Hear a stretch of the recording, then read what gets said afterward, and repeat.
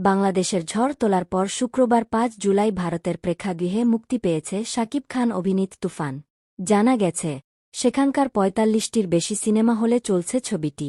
তবে প্রচুর প্রচারণা চালিয়েও মুক্তির প্রথম দিনেই দর্শক খরায় বড়সড় ধাক্কা খেল রায়হান রাফি পরিচালিত আলোচিত এ সিনেমাটি।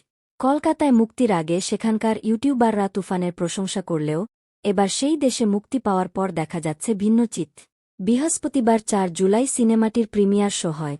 সেখানে সিনেমার নায়ক নায়িকা কলাকুশলীরা অংশ নেন টলিউডের জনপ্রিয় অভিনয়শিল্পীরাও। ছোট পর্দার অভিনয়শিল্পীদেরও চাঁদের হাট বসেছিল এই সিনেমার প্রিমিয়ার শোতে।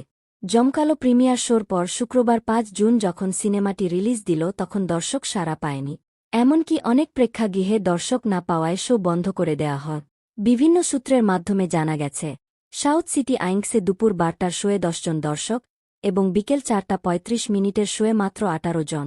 এদিকে লেক মল সিনেপোলিসে বিকেল ৪টা ২৫-এর শোয়ে টিকিট বুক হয়েছে মাত্র ১২টি। সন্ধ্যা ৬টার শোয়ে স্টার থিয়েটারে টিকিট বুক হয়েছে মাত্র ৩৬টি। রিলিজের প্রথম দিনেই দর্শক খরার এমন চিত্রে বেশ হতাশ হল মালিকরা। তারা জানান, সবে মাত্র প্রথম দিন, ১-২ দিন সময় পার না হলে কিছুই বলা যাচ্ছে না। সাপ্তাহিক ছুটি রোববারের অপেক্ষায় আছেন তারা।